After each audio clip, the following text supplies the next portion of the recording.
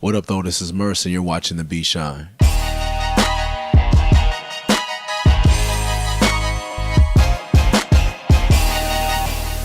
Oh, man, my first memories of hip-hop, or first memories of music were my mom played a lot of music around the house, Stevie Wonder, Michael Jackson, Phoebe Snow, and for show and tell in the kindergarten, I was like 4 or 5, I brought Double Dutch Bus to school, and everybody else like brought toys or snacks, and I was really into music, and he was kind of rapping on that a little bit, and I remember Run DMC and the Fat Boys being a big deal to me. Fat Boys Crushin' was the first tape I bought. It was what I was really into, like it's just buying music was the first thing I bought, like except for toys. Yeah, I just remember one, like my mom got us, I don't think they were real, like Adidas tracksuit kind of looking things, and me and my brother trying to break dance or b-boy. And from there, I tried writing graffiti, and then also from there, I tried DJing, and then, all the while I had been freestyling and rapping. And, I think, K-Day was definitely very influential on me growing up, being that it was free hip-hop all day on the radio, and hearing Eazy-E rap about Compton while I was living in Linwood, and rapping about things that I was seeing and going through. MC8 growing up in the hood was another one that was really important, because I felt like MC8 was telling my real life, so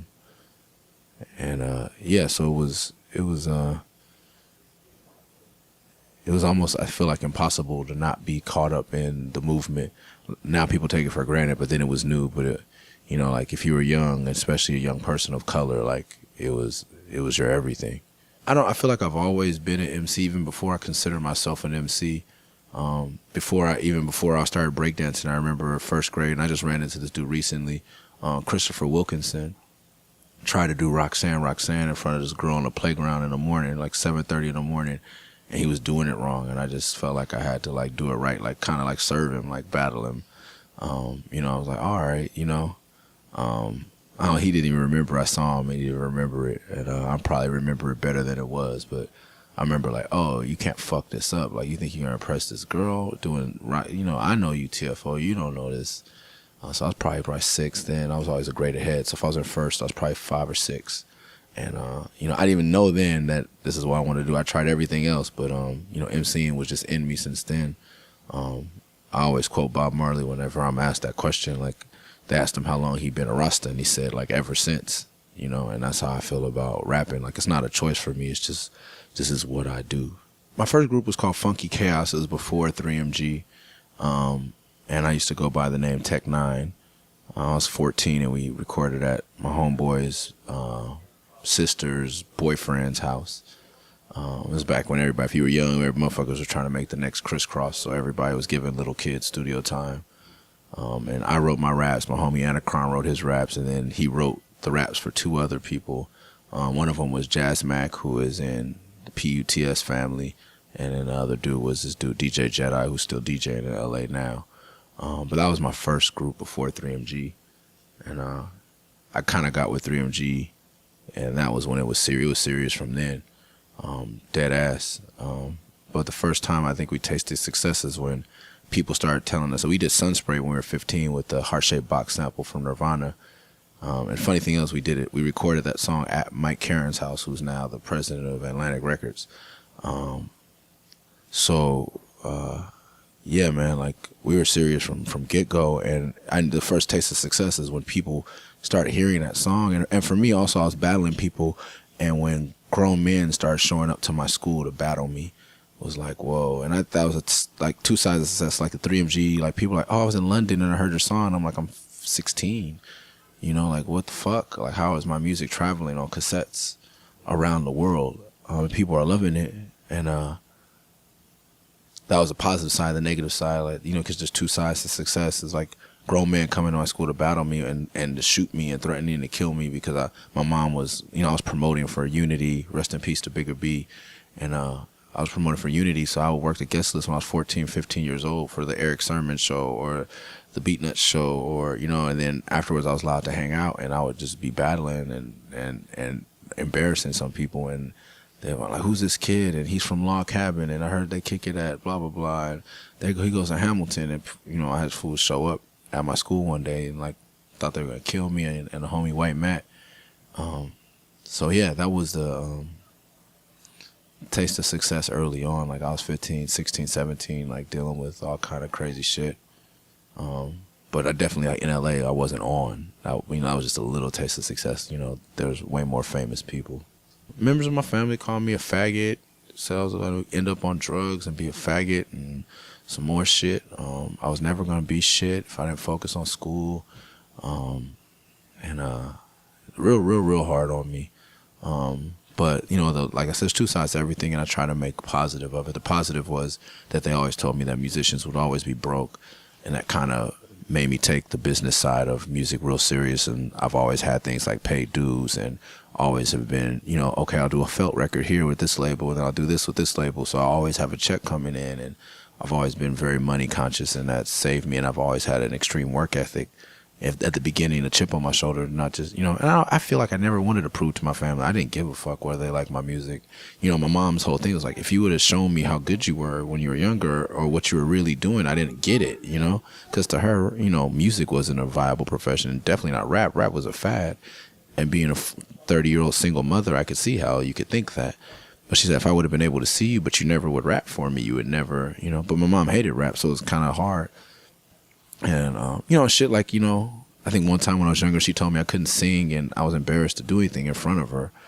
And I felt like rap was also, at that time, too, rap was for us. It wasn't for old people. Like, you don't rap for your mom. She doesn't get it. She doesn't know if you're dope. So it's all those things combined that, you know, could have been avoided a situation. But to me, all of it worked out perfectly. Me and my mom are best friends.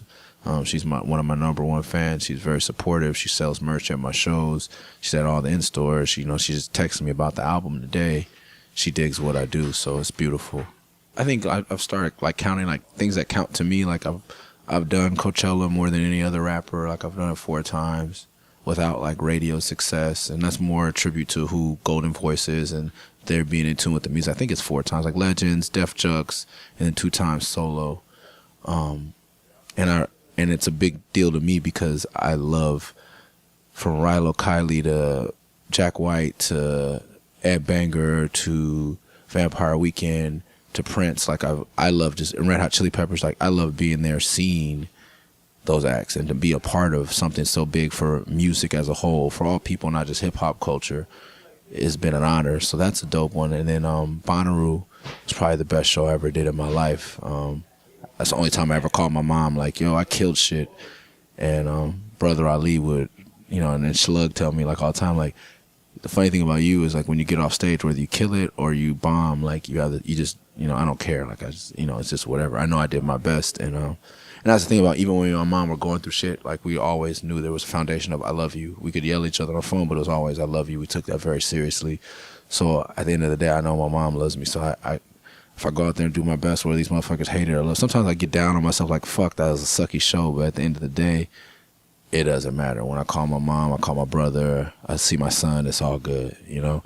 And that's what counts. So highlights are, I don't really like to relish in things, but Bonnaroo, I think it was 2009, it was fucking amazing, man.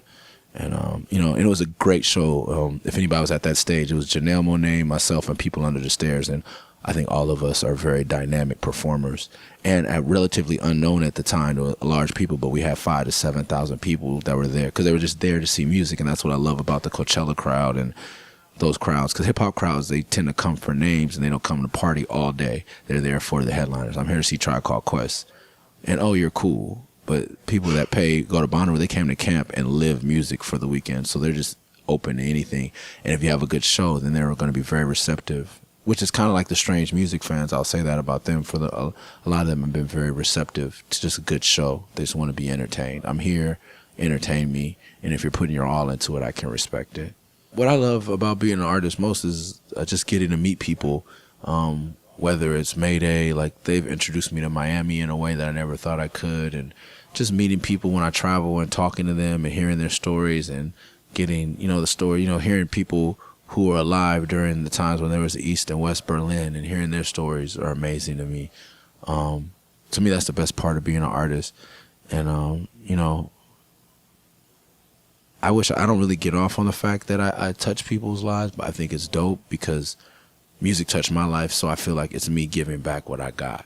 And I feel like that's what's important, is that I'm putting music out there the way I feel about the Smith & Wesson album, the first album, someone feels about my album, and I feel like I would be in debt if I didn't share that, back. So I'm honored to be able to be a part of that as an artist. To convey the human narrative as a whole is a privilege. My music allowed me to travel and see the world. Really changed my life, especially coming from LA. I thought the whole world was kind of like where I'm from, and probably like most inner city kids or any ghetto youth, and I was told that Beverly Hills could be a ghetto if you don't know anything outside of that. So it's expanded my horizons. Music has enabled me to buy homes, property. I provide affordable housing to families, that rent from me. It's now enabled me to pay my wife's school debt, hopefully put her through a new school, take care of our family, put 3 kids in Ethiopia through school, adopt 2 children. Those are the things I'm most proud of that music has allowed me to do. I just want to be a bright light, man, many years from now. Like, I saw him perform. He just really had a good time, and we had a good time together. I want to be the guy that had a good time, you had a good time with, or, being the guy that got you through some shit is cool. Just having a positive influence, just knowing, I hate to be like cliche or saying it in some song, like, as long as you leave the world a little bit better place than it was when you got here, then, everybody wins. So I just want to be known as a dude who used my talent to make the world a better place. There's people who are really good with a hammer and a nail that I've met that work on Habitat for Humanity year round, and that's their talent and they use it. And I don't feel that what I do is any better than that. So as long as you use what you got to help somebody, whether you're, a receptionist at an urgent care facility and you put the baby that had a rash on a separate list where they got free treatment or they got treatment first, like whatever you can do to help someone else, I think is important. And I feel like we're all equal in that way. We all have an opportunity to make someone's day better, to make someone's life better. And I just want to be remembered as someone who made the world a better place while fucking it up. We're all going to fuck it up a little bit, but the trick is to try to improve it more than you fuck it up. And if I can be known as a guy that improved the world more than I fucked it up, then amen, because I don't, and I feel like it's kind of hard to fuck it up, because I was going to say, like, my father kind of fucked up the world more than he improved it, you know what I mean? But he made me, so he wins, you know what I mean? Like, it's kind of hard to be a complete piece of shit. So, it's not hard. So just, enjoy it and try to do everything you do from a place of love, and even your mistakes, like me. I feel like I was my dad, maybe a mistake for my dad. They weren't expecting me, but turned out pretty good. It's on his track record. If I'm part of his excellence, his stat. If I'm part of his stat sheet, I'm doing good for him.